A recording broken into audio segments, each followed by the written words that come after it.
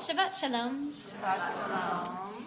If you had to explain the emotion of jealousy to a child, right, if you had to put it in very simple terms, how would you help the child articulate the feeling of jealousy? What would you say?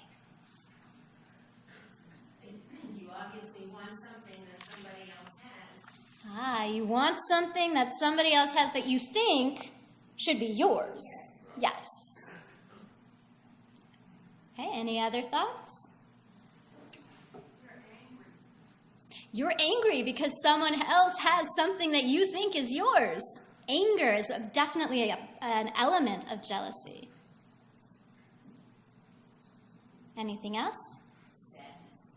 You feel sad about it. Okay. It's like one of those funny mirrors where you are looking at yourself, but it's distorted because you want it, you're expecting it to be normal and you want it to be a particular way, But it's all bent out of shape. it's out of shape and you're disappointed in that reflection. Disappointment. Yes. I know that when my kids are jealous, they often say it's not fair. But what I really need to say is I'm jealous.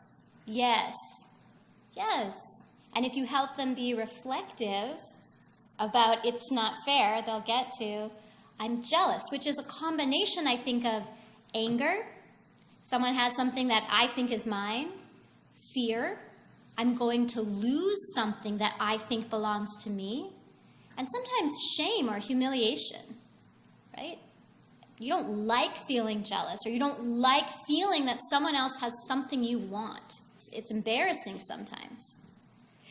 This week's Parsha definitely focuses on jealousy, and I think it's important to talk about what happens to the characters in the story around jealousy and how we should process jealousy, because it's a very real emotion. I think all of us have felt or will feel jealous at some point, but it's also very destructive, as we can see in the story.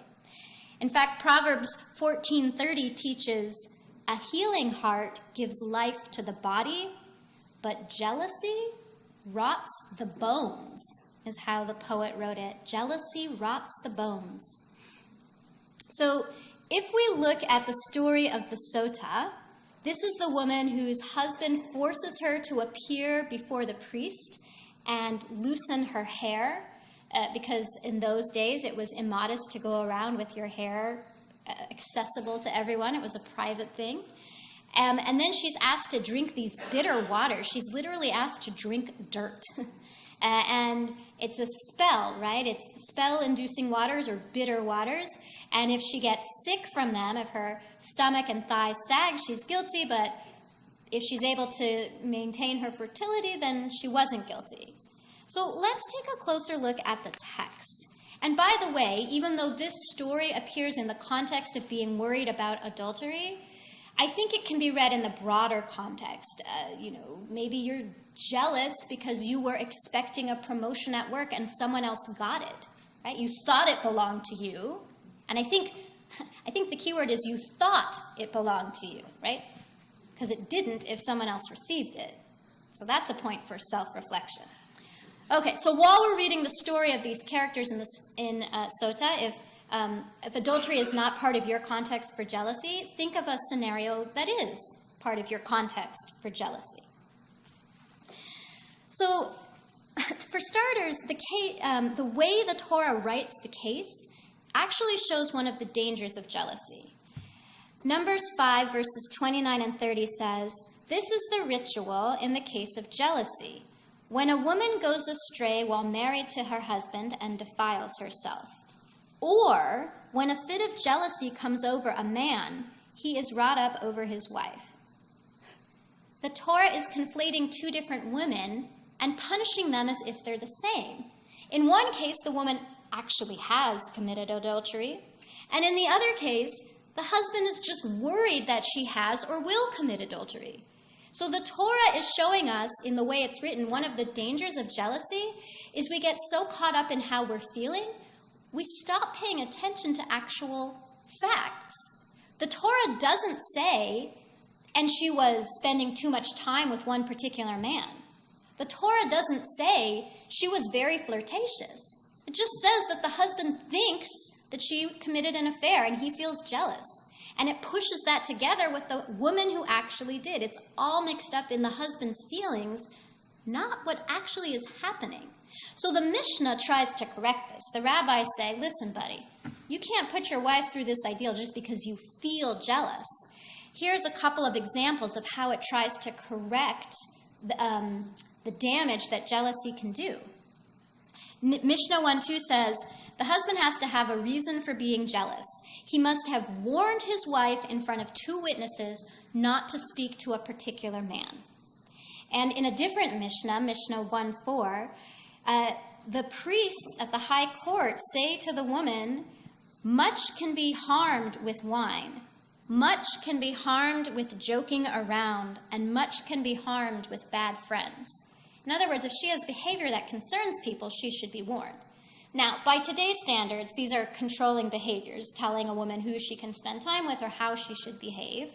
But I think what the rabbis were trying to do is put law or parameters in place. It couldn't just be the husband acted on his feelings. There had to be some reason that she had given him to be worried.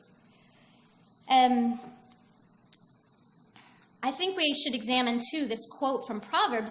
Jealousy doesn't just hurt the other person, it actually hurts ourselves. And that quote in Proverbs, a healing heart gives life to the body, but jealousy rots the bones. The Metzudat David actually talks about our physical health when we're jealous. He says, the one who has a healthy heart, a healing heart, doesn't harden his heart to guard over what is his. And he will be healthy because he's not worried about taking revenge. But jealousy can actually make one physically ill. And I have to think about this ordeal of drinking the bitter waters. You know, it doesn't just embarrass the wife. What about the husband who has taken the shalom bayit, the peace in his house, and just broken it in pieces? He's taken something that should be a private matter and made it very public.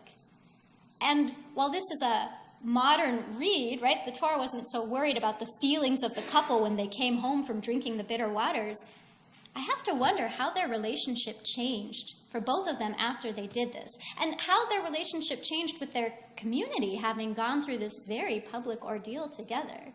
So jealousy doesn't just hurt the person you're trying to hurt, it hurts yourself, and it has the potential to damage peace in the community as well. So what should we do when we're feeling jealous?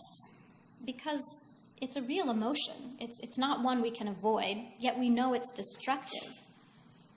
If jealousy at its core is the fear of losing something that we think belongs to us, perhaps jealousy is an invitation to reflect on why we believe we possess that object, position, or person in the first place.